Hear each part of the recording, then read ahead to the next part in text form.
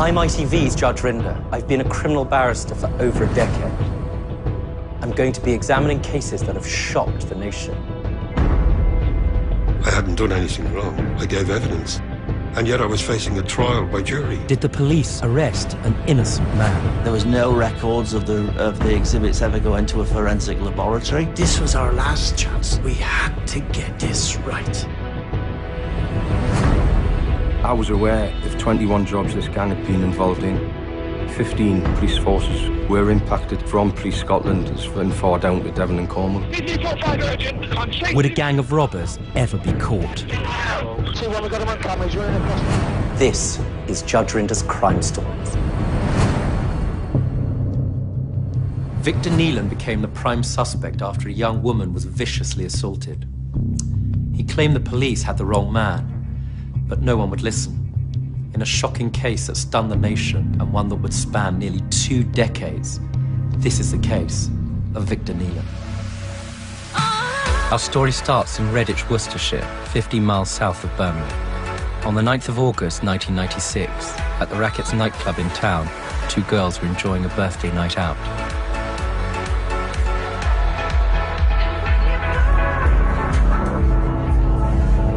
They noticed a man watching them.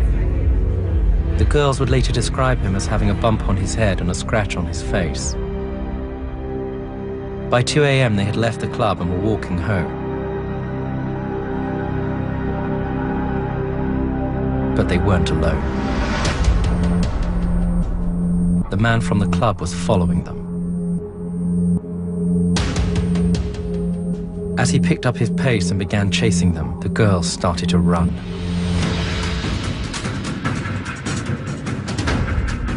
The man wrestles one of the girls to the floor, and whilst the other runs away to get help, he starts attacking the girl on the ground.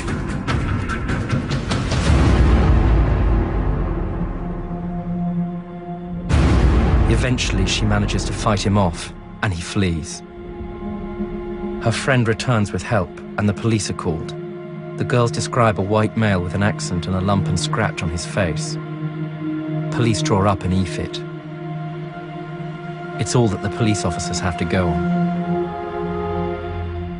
And the investigation begins. 5 weeks later, on the 15th of September 1996, a man known to police with similar facial features to the e-fit was arrested. I can remember the exact words. They came to my house and said, we're arresting you on suspicion of attempted rape.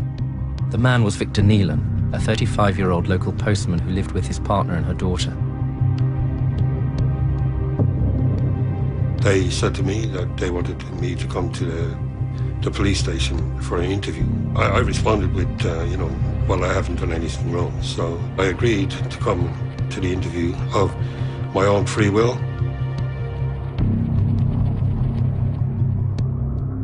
From initial police inquiries, several witnesses at the scene identified a possible suspect as being a white male with a strong Scottish accent.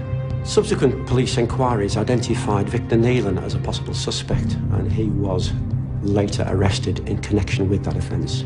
Well, they didn't put up any evidence to begin with. The kind of questions that I was asked were more or less accusations. Because I had an accent not conducive to the locality, and they thought that the e-fit of the offender in question was similar to myself. As well as the accent, witnesses had also referred to a lump on the attacker's head. The assailant in the case had a physical feature on his forehead, namely a bump or lump half the size of an egg. And clearly at that stage, at that time when I was questioned, I did not have such a feature on my physical appearance. They wanted to know my whereabouts for the evening in question, and I gave them as much knowledge as I could give them about it, bearing in mind that I was asked to recall something, an event that happened 6 or 7 weeks previous to that. And like all normal people, unless you carry a camcorder with you or carry a diary with you, at that time there was no mobile phones or anything. I said, well, I can't remember. I'm pretty sure I would have been in the house because I didn't go out that much at the time. We were trying to save money. So the normal routine for me would have been to go to the local video store, get some videos and watch them during the night with the family. And I gave them that information. But with no solid alibi for the night of the attack, and with Victor unable to prove where he was, the police pressed further and wanted him to attend an identification parade. Key to this inquiry was the identification of the offender, who had been seen by numerous witnesses before and after the alleged offence. As a result of this, the suspect was placed on identification parade. Wanting to eliminate myself from the inquiry, I was happy to do it. I knew in my own heart that I had not committed a crime. So I attended an ID parade, and after the identification procedure, I knew it was serious because I'd been identified. The witness who picked out Victor was not the victim, but armed with this information, the police believed they had their man. During the interviews, Nealon strongly denied the offence. He also offered to provide DNA evidence, DNA samples, to the investigating officers. In terms of physical evidence, they had nothing to present to me. So I offered them my physical evidence in terms of DNA, with the belief and hope that I might be eliminated from their inquiries. The DNA samples were taken from Victor Nealon. I don't believe in any such concept that you're innocent till you're proven guilty. You're guilty in the eyes of those who want to believe whatever they want to believe. Whatever the law says about it is one thing. The belief of people is another thing. And, the belief in our society is, why have the police got you rather than somebody else? And that's the belief. Despite protesting his innocence, Victor was charged with attempted rape and held on remand for 6 months. And a court date was set. I certainly had a lot of worry about it. Obviously it's my life. I was going to stand before a trial. I wasn't informed of the way the police had conducted the case at the time. And of course, I was not able to handle that situation. And it had a big impact emotionally on me, yes. Not only for myself, but for my partner at that time and her and my own family,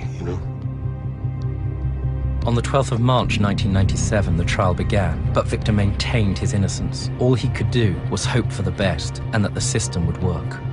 I hadn't done anything wrong. I gave evidence. I didn't do it. And yet I was facing a trial by jury. After 5 days of hearing evidence, the jury took just an hour to reach their verdict. During the course of Nealon's trial, the jury heard evidence from witnesses. There was also some corroborative circumstantial evidence which was taken account of, and he was ultimately found guilty of this serious sexual offence.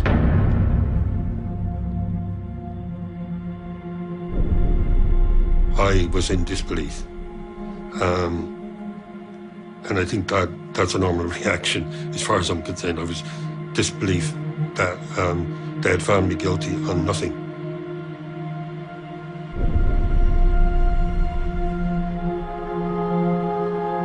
The sentence was imposed on me a week later, I think, and I was expecting what the judge said he was going to do, and he said he was going to give me a life term with 7-year minimum tariff. Victor Nealon had received life with a minimum of 7 years for a crime he claimed he hadn't committed. But his nightmare was only just beginning. Victor's DNA was taken, but would the results be enough to clear him? After the break, we follow Victor's battle. Will he end up serving his sentence, or be able to prove his innocence? I was walking around the prison. I had suicidal thoughts going through my head. There was no record of the exhibits ever going to a forensic laboratory. This was our last chance. We had to get this right.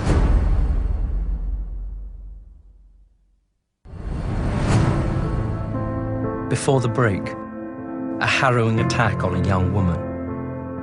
A man still pleading his innocence. I hadn't done anything wrong. I gave evidence. I didn't do it. And yet I was facing a trial by jury.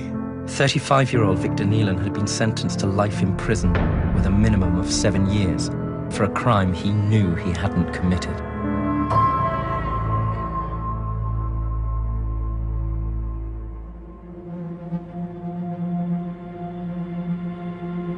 The experience, emotionally, of being arrested for a crime that you didn't commit, but then being found guilty of that crime, it's inconceivable. It means that you can trust nothing and no one, that you can be an innocent human being and find yourself locked away, potentially for the rest of your life, for doing nothing.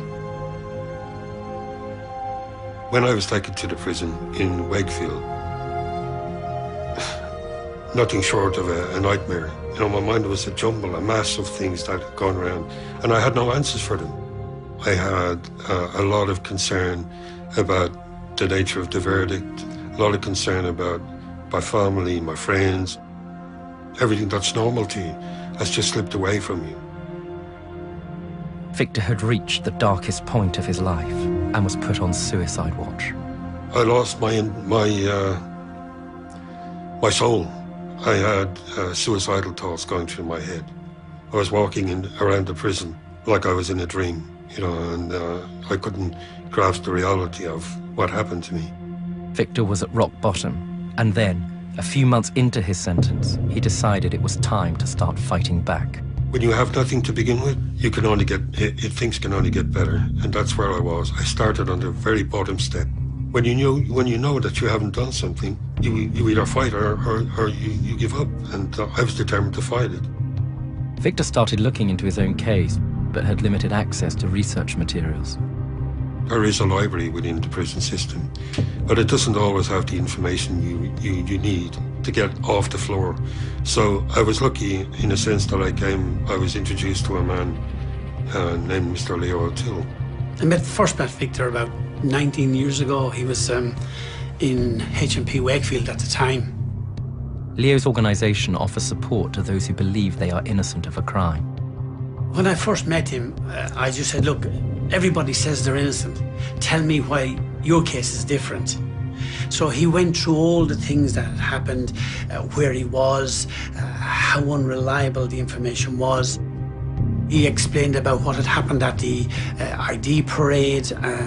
I asked all kinds of challenging questions. He gave me his case notes, his files, all that, so I read them. This looks like a genuine case of miscarriage of justice. With Leo on side, they both began preparing for Victor's appeal, which would take place in the Court of Appeal on the 12th of January 1998, 10 months into Victor's sentence. So I would do all the research, send him in the information. He'd send me back a list of questions, and then we would do the research together. The benchmark for such a success is very, very high, so it's hard to get there for anybody wanting to be or submit a case for an appeal. But it was bad news. The appeal was rejected. When we got knocked back at that first appeal, Victor became very depressed. And it took a while for him to get back on track. Many men in prison, their beliefs die when they lose an appeal. And my beliefs almost died. But they were determined to push forward. And a year later, in 1999, they took the case to the Criminal Case Review Commission, an independent body which investigates criminal injustice. We believed that the CCRC would go and look at the evidence. And we trusted the CCRC to do it because they're supposed to be independent. But they didn't. They just looked at the information that was already on file. They never looked at the original evidence. They never looked at the statements. They didn't check to see if the forensic tests had been done. And that happened on the first occasion. And when that came back again, that was devastating. And again on the second occasion, even though we kept asking them, they still didn't do it. 6 long years had now passed, and Victor had had 2 criminal case review commissions rejected, as well as another appeal, which was held in 2002.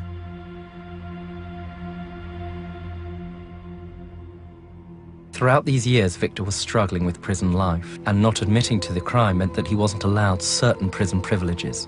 He was also attacked on a regular basis. He wouldn't have right to TV or things like that. He would be subject to assault. My experience of prison was a nightmare. It is a place of aggression. The reality for me is that it has a devastating impact on your psychological well-being. The physical abuse he got used to because it's routine and it's a way of life. It's the emotional and the psychological abuse, not being able to mix, not being able to socialize, being singled out as, oh, you're innocent. Yeah, heard that one before. Despite the nightmare of those years, I managed to some extent, detach from the case against me as a person. So the anger slipped away from me slowly over the years, and I became more focused on treating it as somebody else's case. And that's how I survived. In 2004, Victor had now served his minimum sentence of 7 years, and his parole board hearing was set. But without him having completed any rehabilitation programs because he refused to admit the crime, he was classed as high risk. And his sentence extended for a further 10 years. He didn't refuse to do the courses. He said, I'll do the courses, but I'm not guilty. Because he wouldn't admit his guilt, he couldn't access the courses that most inmates can access under the restorative justice concept. You know, it must have gone through Nealon's mind at certain points that if he just admitted a crime that he didn't do, he would get his freedom. But it's testament to his resilience and core strength that makes him refuse to do that. He'd rather stay in prison, potentially for the rest of his life, than admit a crime that he did not commit. You do get moments when you think to yourself, am I wasting my time? Nobody's going to listen to us. Why don't we take the line of least resistance? And there was times, I have hand on heart, there was times when I said to Victor, are you sure this is worth all of this? If you said you were guilty, you'd be out now. But for Victor, it was worth the fight. Another 4 years passed, and neither he nor Leah were giving up. They needed the help of an activist lawyer who would really fight their case. In 2008, Mark Newby came on board. First became aware of Victor's case in 2008 and met him then, and obviously became quite alarmed at what he was telling me about his case. Mark immediately saw the major discrepancies in the evidence against Victor. Naturally, our focus started to turn to the question of the exhibits. There was very much a disputed identification. And EFIT was prepared, I think, not only due to what the complainant said, but her friend said as well. And that describes certain features, including a man with a lump on his head. In fact, it bore very little resemblance to Victor Nealon. But nonetheless, the police seemed to build a case around the suggestion that that may in fact have been Victor Nealon. One of the other issues that came out in terms of what the key witnesses were saying was that the suspect had a strong Scottish accent. The reality was that Victor Nealon didn't have a strong Scottish accent. In fact, he was Irish and had a strong Irish accent. Everything Mark discovered so far pointed to Victor's innocence. But what about the crucial DNA sample? I had always complained that where is the forensic report? If there was forensic tests carried out, there has to be a forensic report. The lawyers had raised the issue of the DNA and asked the Criminal Cases Review Commission to investigate that. Mark said, well, why don't we apply for legal aid to get our own forensic tests done on everything? And that's when things began to kick off in a new direction altogether. The police handed the exhibits over. We discovered that many of the exhibits were still in their original papers and casing. Did this mean that the DNA sample that Victor had given when he was initially arrested in September 1996 had never been tested? That in all likelihood they'd never been sent for DNA testing. There was no records of the exhibits ever going to a forensic laboratory. And then, a staggering discovery. Victor's DNA did not appear on the victim's clothing. Instead, there was DNA, but from an unknown male. Well, I was absolutely delighted because I had physical evidence. These items had never been forensically tested before. The DNA evidence on the items is not belonging to Victor. None of this was ever checked in all the 3 previous attempts to get the conviction overturned.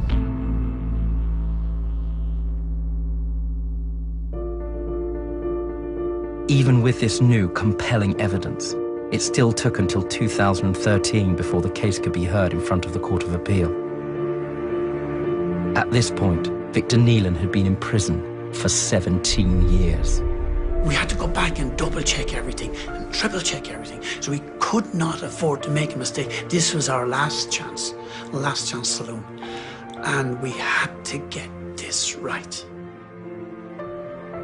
On the 13th of December 2013, the case was finally heard before the Court of Appeal.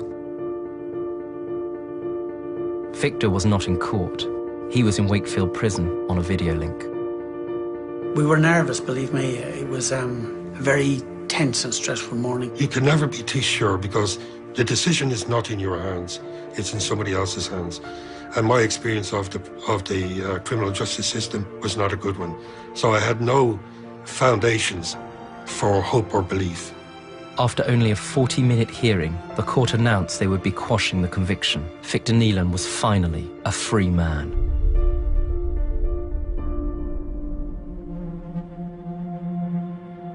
Disbelief, because although in my own heart, after 17 years of fighting to clear my name, I was so elated that I violently shook over a video. My fight had finally been achieved. Victor was released straight away, but unfortunately for him, it became a bittersweet victory. He was basically driven by prison staff to Leeds railway station, given a travel warrant for £48, and he was turned out onto the streets, left to make his own arrangements to go wherever with no support, no accommodation, and no help. He'd lost the people, the lady he was with at the time. He'd lost his family. He'd no one left. He was alone. I had no place to go, and it was raining on that night in question. I managed to do some interviews with BBC journalists in Worcestershire, and they agreed to put me in sheltered accommodation temporarily until I had done those interviews. And from then it was a day-by-day basis as to where I was going. He was 36 when he was sentenced. Those 17 years could have provided him with a family, spent time with his aging parents, but instead he was locked up for a crime he was completely innocent of. I see myself as a more positive person, a more assertive person, and I value life. The ordeal that's happened to me is no greater than other miscarriages of justice or other people who suffer injustice. But it does give me a sharp grasp on reality, and as such, my values have changed from taking life for granted. Opportunities may well present their way for me, and I have to wait and see. But I'm forever optimistic that I will succeed in what I'm doing. Today, Victor is slowly rebuilding his life. He's a man who's lost everything, but also a man with great dignity who has finally gained his freedom and cleared his name. As in so many cases, DNA was the key evidence which helped to clear Victor's name. After 17 long years in Wakefield's Category A high-security prison, he walked out as a free man. And of course, there have been other cases where men and women condemned to prison have been cleared as a result of new investigative techniques. Of course, tragically, since Victor's release, nobody else has ever been arrested for this terrible crime. After the break. I was aware of 21 jobs this gang had been involved in. 15 police forces were impacted from Police Scotland and far down to Devon and Cornwall.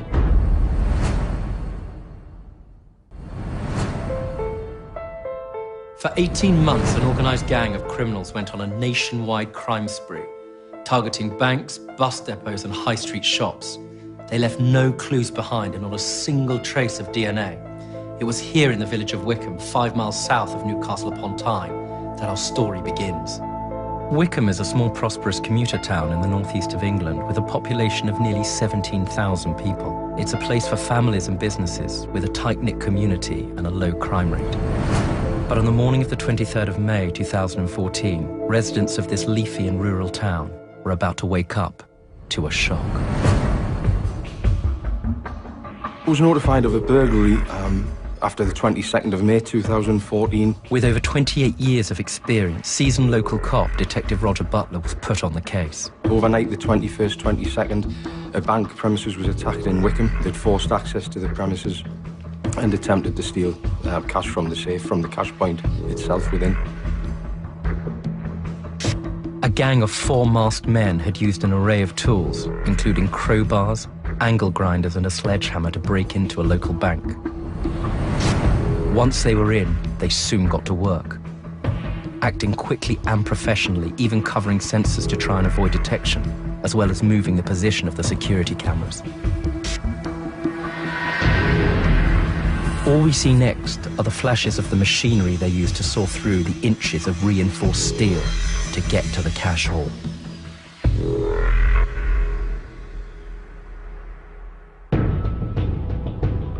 It was clearly a professional burglary, and they were quite prepared to attack a premises several times over a several-hour period, entering, covering sensors and retreating to see whether the police had been called.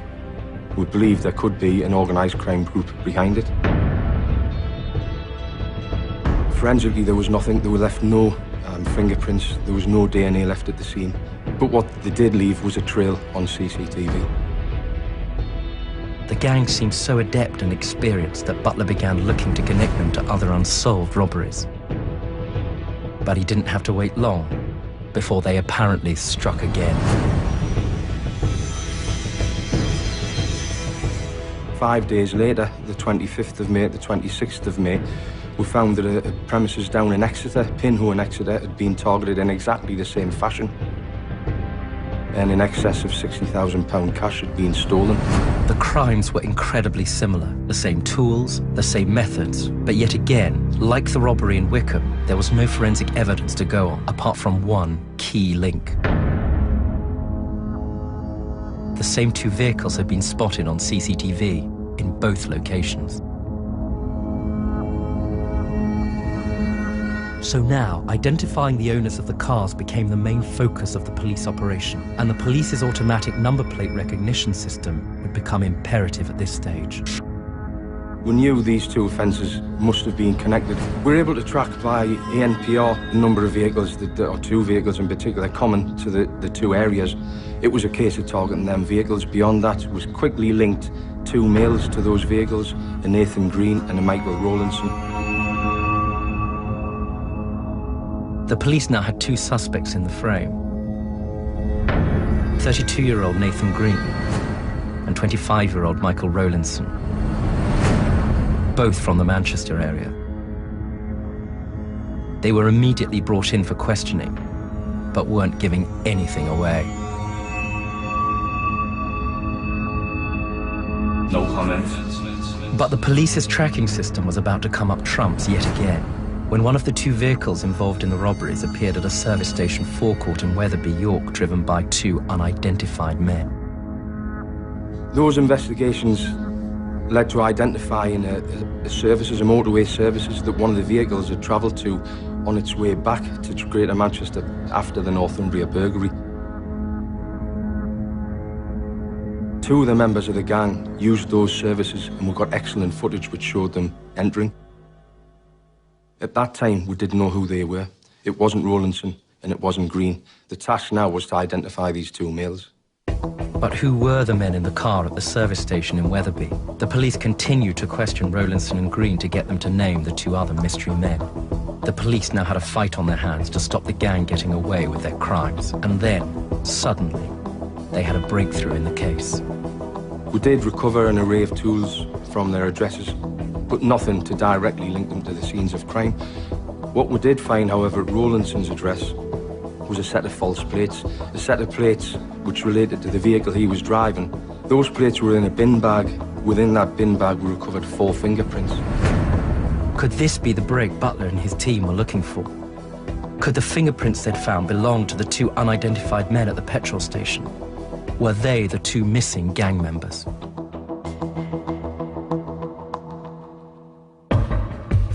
The fingerprints were run through the lab. An analysis revealed that the 2 other men were 29-year-old David Murphy and 37-year-old David Bennett, also from the Greater Manchester area. Bennett and Murphy were the 2 lads we had at Weatherby Services. All of those 4 fingerprints related to Green, Rowlandson, Bennett and Murphy. We then had the other 2 members of the gang. Detective Butler now had 4 names in the frame, but he needed to spend time building his case. On the 1st of June 2014, Green and Rowlandson were released on bail, and the police started their investigations. Officers worked around the clock over the next 6 months, and what they discovered was truly shocking. This was no ordinary gang. By about November 2014, I was aware of 21 jobs this gang had been involved in. Within the 21 offences on the conspiracy, 15 police forces were impacted, and that was from Police Scotland and far down to Devon and Cornwall Police.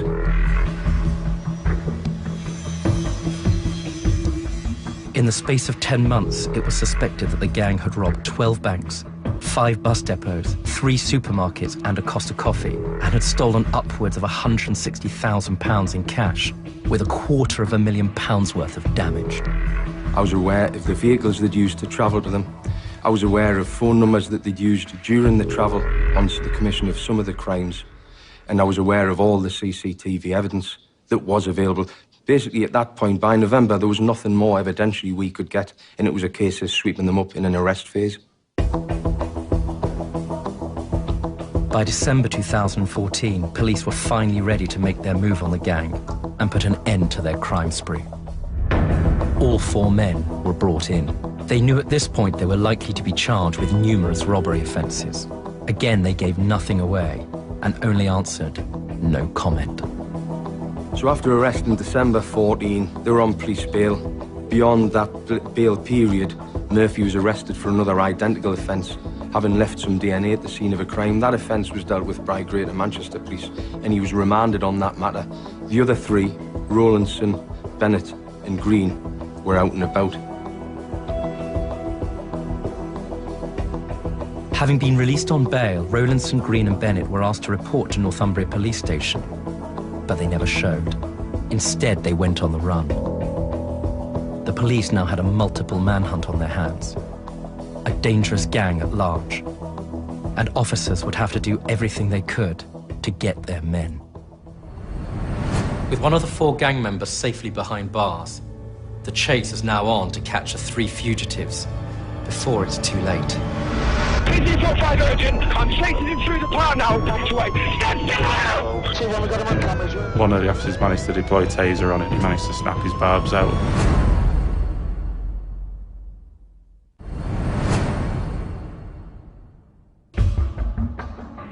In 2014, an organised gang of masked men embarked on a nationwide crime spree, targeting banks, bus depots and high street shops. Northumbria Police had tracked down the gang by catching the getaway car on CCTV and used automatic number plate recognition technology to track their movements. With 1 gang member behind bars and 3 of them on the run, a manhunt had begun.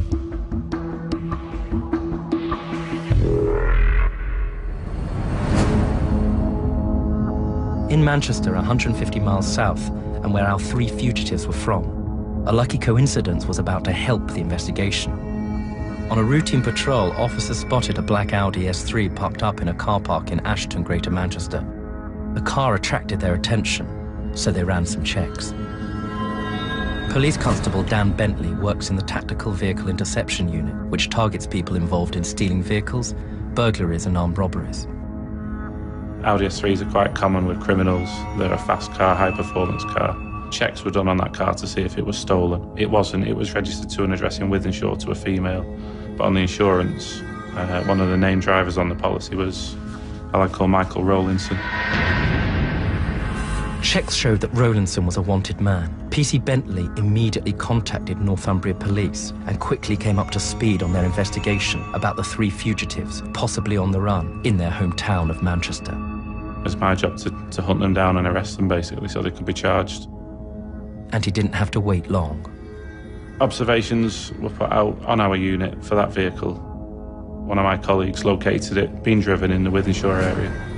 The police attempt to follow the car covertly whilst trying to prevent a dangerous car chase. He's been wanted for 3 months, doesn't want to be arrested, he doesn't want to go to jail or be up for trial for these burglary jobs that he's wanted for. But Rowlinson soon became suspicious that he was being followed. He started doing a couple of left turns, and on, I think it was the 2nd or 3rd turn that he took, and he was still being followed. It was foot to the floor, and off he went and straight into a pursuit. Currently at this RTC on Mark. Created some distance on us. Team posted the allocated. 2-1, we've got him on camera. Just resolved. Aware that he was being chased, Rowlinson put his foot down, hitting speeds of over 100 miles per hour, hurtling dangerously around a residential estate before making his way onto a main road. Sure road, north end of Wythenshawe Park. With the main road covered in speed bumps, Rowlinson was still hitting speeds of 80 miles per hour, swerving and skidding in a collision course towards a parked police car, with officers inside it. 261. Yes, yes. Vehicles crashed.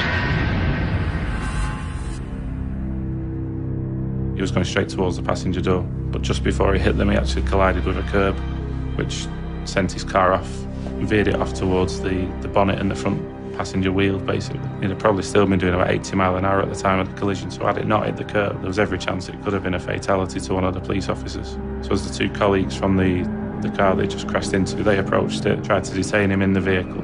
He was constantly revving the car, trying to get it going again and trying to get it moving. With Rowlinson having no concern for anybody, and with police officers at serious risk, they had to take immediate action. One of the officers managed to deploy taser on him. But even that didn't stop him. The phase of the taser had completed. He managed to snap his barbs out of him and then get out of the car, squeeze through the gap through the driver's door and made off on foot then. The pursuit continued on foot. Was Rowlinson about to slip through their fingers? Past 2-1, I've got 2 out on foot. We're in the middle of the park, back towards Wythenshawe Road. TG45 urgent. I'm chasing him through the park now. We're going towards the parkway and the motorway. Stand still! Wear a white t-shirt. Stop that van there. Stop! Almost confirmed. Going back into the park there. 99 above, please. Right now. 2-1, we've got him on camera. He's running across the park. Dogman's behind him. And past 2-1, he's crossing the carriages in the central reservation, crossing onto the other carriageway. And he's going to come out, stand by. 2-1, take freeway, thank you. And past 2-1. And past 2-1, patrol urgent to Gibwood Road. This man's been detained by the officer, but patrol to Gibwood Road. But eventually, after a tense chase lasting 10 minutes, they finally had their man. You're not going to need it because you've got a van. I'll bring it round. Go ahead. Thank you very much. Just try to find out the best approach.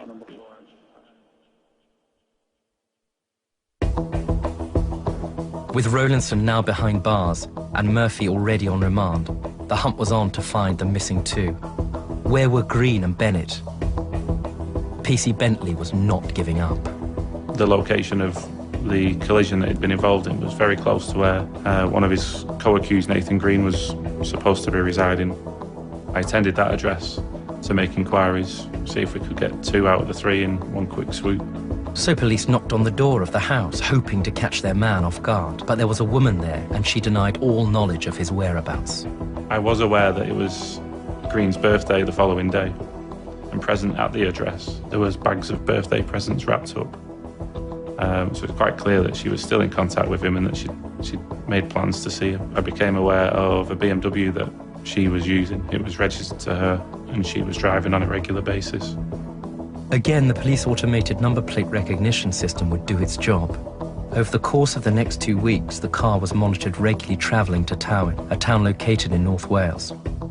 If the person close to Green was driving there so often, was the man they were looking for hiding somewhere in the town? Myself and a group of colleagues travelled up to Tywyn and and basically searched the whole town and its many caravan sites that it's got there. After probably a couple of hours of searching, we managed to find her car. Unfortunately, it was parked in a communal area of a static caravan site, so we were still at that point no closer to establishing exactly what caravan they were staying in. It took 24 hours of police surveillance over the weekend before PC Butler and his colleagues had the right caravan and were now ready to make their move. The lights came on in the caravan and we could see movement, and we were able to identify Nathan as being one of the occupants of that caravan. And we surrounded his caravan and ordered him to the door, which he did. Came out hands raised. Green was now in custody, 3 down and only 1 man left to find. But tracking down the 4th gang member, Bennett, would not be easy.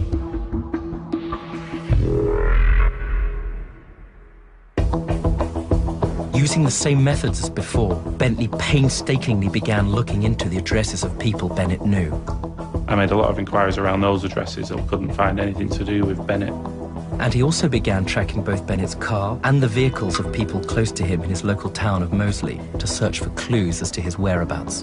On one particular shift, his vehicle had been tracked up to Moseley and it hadn't come back into Manchester. So I seized on that opportunity and I went to Moseley and basically drove around all the streets in Moseley till I could find his car.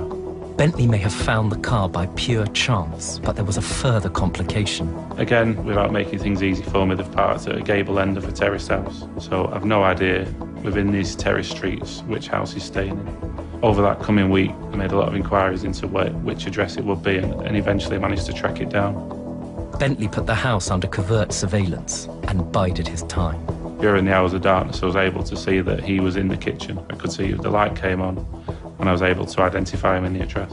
Knowing that their man was inside meant that officers could finally make their move. So a group of my colleagues again attended, surrounded the house. He did try to escape out the back door, but failed because we were stood there. He ran back into the address, locked the door behind him. After a couple of minutes, so he was in cuffs.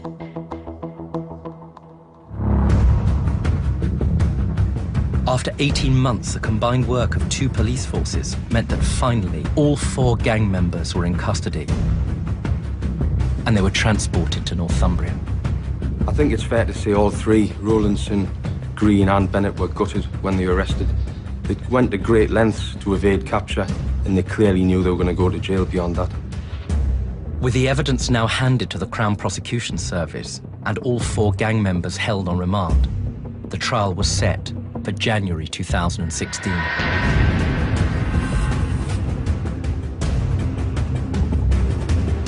In court, CCTV footage of the bank robbery in Wickham and of another in Cleveland, both in Northumbria, was shown to the jury, along with the rest of the overwhelming evidence the police had painstakingly collected over the past year.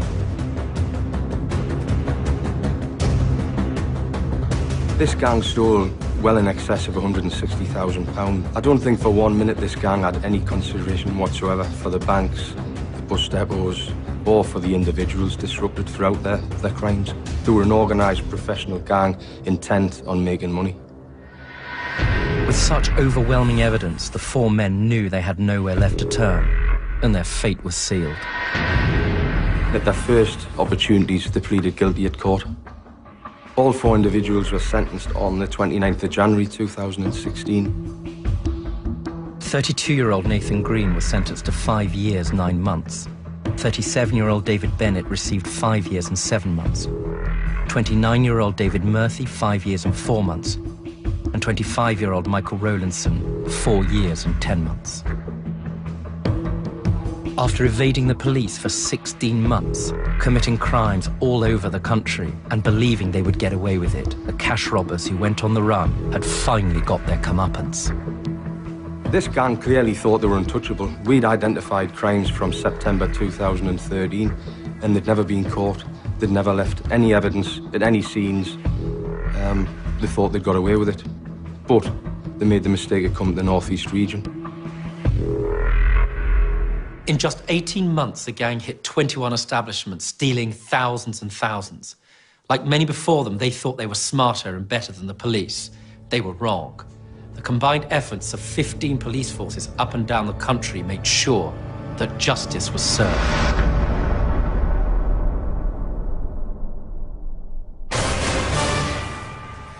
Do you have a case to bring to my court? On Judge Rinder, there's a chance for you to have your legal case heard. Does someone owe you money?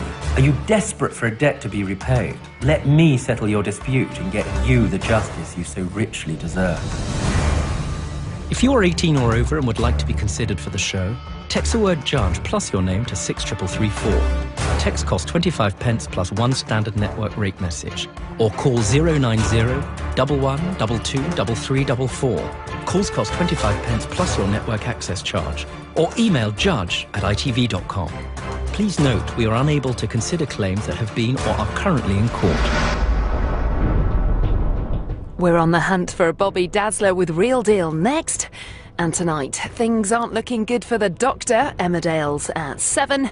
Then Croatia take on Spain. We've the UEFA Euro 2016 here at 7:30.